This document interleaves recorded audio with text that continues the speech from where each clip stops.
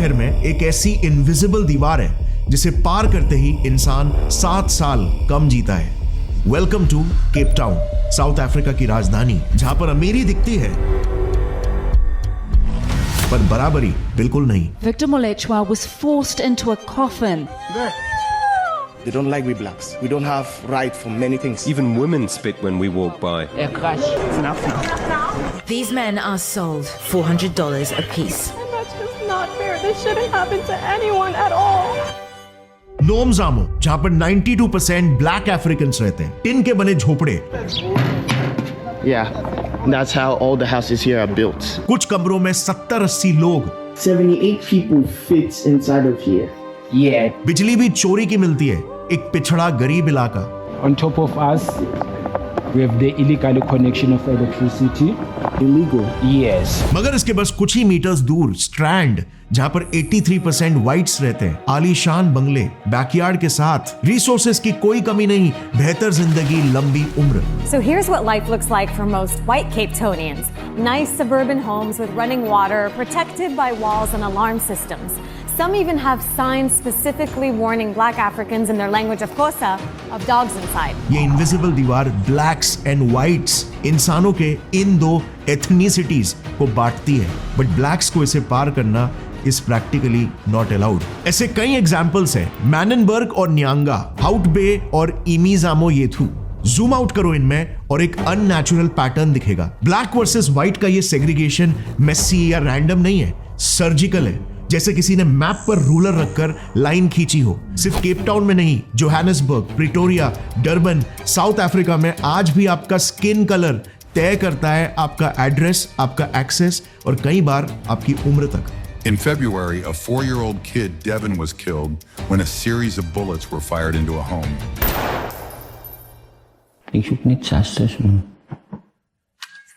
मगर ये सिस्टम कोई नया नहीं है, ये है रिसेंट 2020 का मैप और ये 1959 का मैप, दोनों भी साउथ अफ्रीका का है। 61 इयर्स का गैप जिसमें सरकारें बदली, कॉन्स्टिट्यूशन बदल गया, पर एक चीज बिल्कुल नहीं बदली, व्हाइट्स और ब्लैक्स का क्लियर सेग्रीगेशन, जिसकी नींव आज से 113 साल पहले एक ऐसे क्रूर कानून ने रखी जिसने इंसानों को जानवर से भी नीचे का दर्जा दिया, apartheid. According to God's will, the white race should be preserved and not be swallowed up by an inferior race. यानी जाति और रंग के आधार पर लोगों का लिटरल सेपरेशन। इस रूल को साउथ अफ्रीका की white supremacist government, the national party of south Africa, ने एनफोर्स किया था। ब्लैक्स के लिए अलग schools, hospitals, beaches, buses, ATMs, यहाँ तक कि बैठने के बेंचेस भी अलग। ये सारे फैसिलिटीज का एक्सेस व्हाइट्स के पीछे। काला रंग वो चीज छू नहीं सकता जो सफेद रंग छूने वाला हो।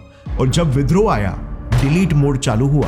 During a 3-year bloodbath in the 1980s, Louis van Schoor killed at least 39 people in the South African city of East London. All of his victims were black. रंग का भेदभाव इतना बढ़ चुका था कि इसका सबसे एक्सट्रीम एक्सप्रेशन बन गया डेथ फ्लाइट्स। कुछ इन्वेस्टिगेटिव अकाउंट्स के मुताबिक यूरोपियन रिजीम ने बगावत कर रहे ब्लैक्स को ड्रग्स से बेहोश करके जहाजों के ऊपर से फेंकना शुरू कर दिया। No trial, no evidence, black identity का direct deletion. Many of apartheid's worst killers were controversially released after serving relatively short sentences. Men like Eugene de Kock, nicknamed Prime Evil, who confessed to murdering hundreds of activists.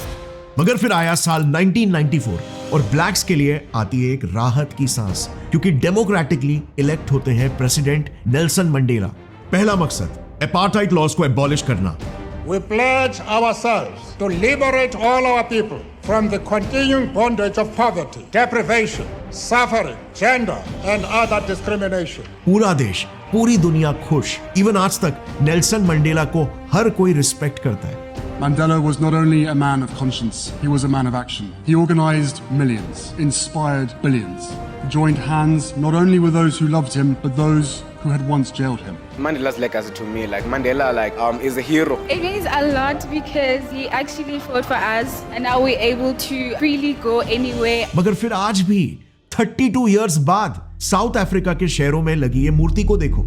ये इंसान इतिहास का एक बहुत ही controversial इंसान Heinrich वेरवोर्ड है, father of apartheid, जिसके लिए इक्वालिटी एक रिस्क थी और ब्लैक्स का ऑपरेशन सेफ्टी था। उनका मानना यूरोपियन कम्युनिटी में ब्लैक्स का दर्जा सिर्फ एक मजदूर की तरह होना चाहिए। we seek the gradual development of each of our groups in a certain direction by openly retaining the white man's guiding hand. मगर साउथ अफ्रीका में इनकी मूर्ति आज भी तैनात है। शहर का नाम Orania, officially a whites only town. आज भी 2026 में यहाँ पर आपको एक भी ब्लैक नहीं दिखेगा क्योंकि शहर में ब्लैक्स की एंट्री बैंड है। Orania, whites only town. Black people cannot live or work here. A system of racially segregating black people from white people. इस टाउन के लोग साफ ये कहते हैं कि हम ब्लैक्स के देश में रहने के बावजूद भी ब्लैक्स के साथ नहीं रह सकते।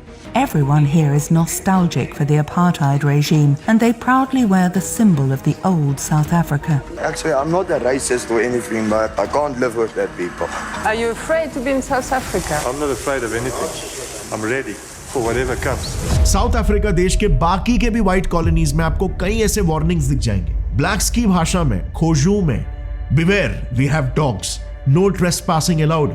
So क्या 32 साल पहले नेल्सन मंडेला ने ब्लैक्स को जो आजादी दिलाई, क्या वो सिर्फ एक भ्रम था या एक हाइप? ये इंसान अपने कौम की हक के लिए 27 साल जेल में रहे under extreme circumstances. One of the things that is difficult for me to comprehend is that we spent such a long time here. There were painful moments. इसके बावजूद भी जब उन्हें अपनी आजादी के बदले विद्रोह त्यागने को बोला गया, उनका जवाब इतिहास में अमर हो गया। उन्होंने कहा, नेगोशिएशंस सिर्फ आजाद लोग कर सकते हैं, कैद में बैठा इंसान कॉन्ट्रैक्ट साइन नहीं कर सकता। Only free men can negotiate. Prisoners cannot enter into contracts. इस कैरेक्टर और रेप्यूटेशन के बाद भी आज भी फिर क्यों साउथ अफ्रीका के कुछ युवाओं का ऐसा मानना है कि नेल्सन मंडेला के पॉलिसीज के वजह से ही आज देश में अपार्टाइड जारी है। I found myself very angry at Nelson Mandela. For many years, Mandela sell out while the rest of the majority of black people who had been fighting in the struggle. Do you feel like Mandela betrayed you? I would say yes. Because I know that we have been sold. So क्या Mandela के इरादे वाकई में नेक थे या फिर दुनिया सिर्फ उनका एक ही चेहरा जानती है? For most South Africans, university is unaffordable and they blame Nelson Mandela. 1900s का दौर, साउथ अफ्रीका के इतिहास का एक ऐसा दौर जब एक पेंसिल इंसान की जिंदगी और मौत का फर्क बन सकती थी। 1950s में एक पॉपुलर सूडो साइंटिफिक टेस्ट था जिसमें लोगों की जाति का पता लगाने के लिए एक पेंसिल को लेकर बाल में फंसाया जाता था। पेंसिल अगर गिर गई, कांग्रेचुलेशंस, तुम वाइट हो। हॉस्पिटल्स, बीचेस, स्कूल्स सब आपके लिए open. Through a pencil inside the head, prisoner told to face down. If it drops, okay, you could be colored. If it stays there, no, you are not colored, you are black. Pencil अगर थोड़ी देर रुक जाए और फिर जाकर गिरे तो आप कलर्ड रेस के हो, second class citizen, better than black but worse than a human being. But pencil अगर अटक गई तो ब्लैक, एक श्राप। सजा सिर्फ उस इंसान को नहीं, पूरे परिवार को मिलती। I'm telling you, she's white. I'm her father. We've seen what we needed to see. ये टेस्ट इतना क्वैक था कि कई बार तो दो भाई अलग जाति में क्लासिफाई हो जाते थे। एक भाई देश में आजाद घूम सकता था तो दूसरे को हर वक्त पास दिखाना होता था। ये पास सिस्टम लिटरली एक मोबाइल जेल की तरह था। हम एक ऐसे दौर की बात कर रहे हैं जहां पे आपकी लैंग्वेज तक आपकी आइडेंटिटी डिसाइड करती थी, मगर आज लैंग्वेज आइडेंटिटी एक्सपांड करती है और इसीलिए इंट्रोड्यूसिंग डुओलिंगो। डुओलिंगो एक लैंग्वेज लर्निंग ऐप है जहां पर आप 40 से ज्यादा लैंग्वेजेस गेमिफाइड तरीके से सीख सकते हो, वो भी बिल्कुल फ्री में। अब डुओलिंगो ने चेस का फ्री कोर्स लॉन्च कर दिया है, हिंदी और इंग्लिश दोनों में। यहां पर चेस सिर्फ गेम नहीं है, स्ट्रेटेजिक थिंकिंग और डिसीजन मेकिंग का ट्रेनिंग टूल है। कोर्स स्टार्ट होता है इजी पजल से और फिर पैटर्न्स, फिर ट्रैप्स और फिर मिनी मैचेस। जैसे जैसे आप प्रोग्रेस करते हो, डिफिकल्टी भी आपके साथ इवॉल्व होती है। And the best part, Duolingo का स्ट्रीक सिस्टम, लीडर बोर्ड और क्लीन रिमाइंडर्स चेस खेलने को एक हैबिट बना देता है, क्योंकि चेस में स्किल्स के साथ कंसिस्टेंसी भी इंपॉर्टेंट है। Available on both Android and iOS. Do consider checking it out. Link is in the description. साल 1952 पास लॉज एक्ट के तहत हर ब्लैक इंसान को एक पासबुक कैरी करना कंपलसरी था। एक छोटी सी डायरी जिसमें लिखा होता तुम कौन हो, तुम कहां काम करते हो और किस एरिया में रह सकते हो। व्हाइट्स के एरियाज में सिर्फ काम करने के घंटों तक एंट्री अलाउड। सनसेट के बाद इल्लीगल, जॉब चली गई इल्लीगल, पासबुक घर भूल गए कानूनी अपराध। हर साल इसी कागज के टुकड़े की वजह से 3 से 3.5 लाख लोग जेलों में कैद हो जाते थे और बाकी के अपने घरों में। मगर 1960s के बाद तो घरों में कैद होना भी एक लग्जरी बन गई। Early 1960s district 6 Cape Town के बीचों बीच पोर्ट और सिटी सेंटर जैसे स्ट्रेटेजिक लोकेशंस के करीब बसा ये शहर ग्रुप एरियाज एक्ट का शिकार बन गया। यहां पर 55,000 लोग, blacks, coloured, Indian, Chinese, Jewish, सारे जाति के लोग एक साथ रहते थे, व्हाइट्स भी। म्यूजिक, जैज, पॉलिटिक्स, पोइट्री, ये स्लम नहीं, कल्चरल पावर हाउस था। यहां के लोग गरीब थे मगर सबूत थे कि अपार्टाइड गलत है, और सबूत ही तो सबसे पहले मिटाया जाता है। इसीलिए 11 फरवरी 1966 एक फरमान जारी हुआ, आज से district 6 declared a whites only area. कानून की बस एक लकीर और इंस्टेंटली लाखों लोग बेघर। Can you believe this?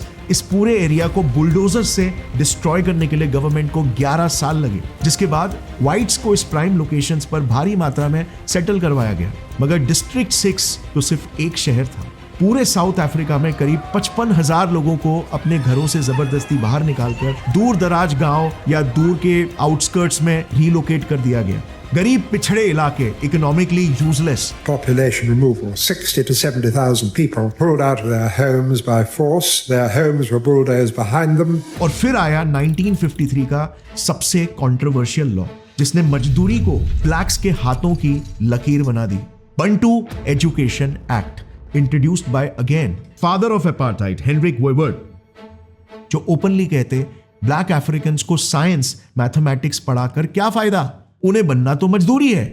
ये अब बस सिर्फ निग्लेक्ट नहीं रहा बल्कि सोशियो रेशियल इंजीनियरिंग बन गया। व्हाइट्स ने अफ्रीका के लीगल, एजुकेशन, इकोनॉमिक और यहां तक कि इंफ्रास्ट्रक्चर को भी इस तरह से डिजाइन करना शुरू कर दिया कि आउटपुट ऑलरेडी तय हो गया था। अब स्कूल्स सोच बढ़ाने का नहीं बल्कि सोच रोकने के जरिए बन गए थे। ब्लैक बच्चों को पढ़ाया गया farming, carpentry, bricklaying, domestic work, basic counting और लिटरेचर। सिर्फ इतना कि इंस्ट्रक्शन समझ सके, ऑर्डर्स फॉलो कर सके। No advance maths, no deep science, no critical thinking. I work with verified suppliers who offer custom orders from one piece, logo color, packaging, samples in as fast as 7 days, full visibility into factory certifications and reviews, small batches, fast turnaround. Download the Alibaba.com app now.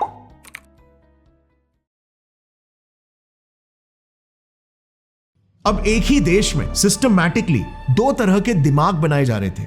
आखिर क्यों? सवाल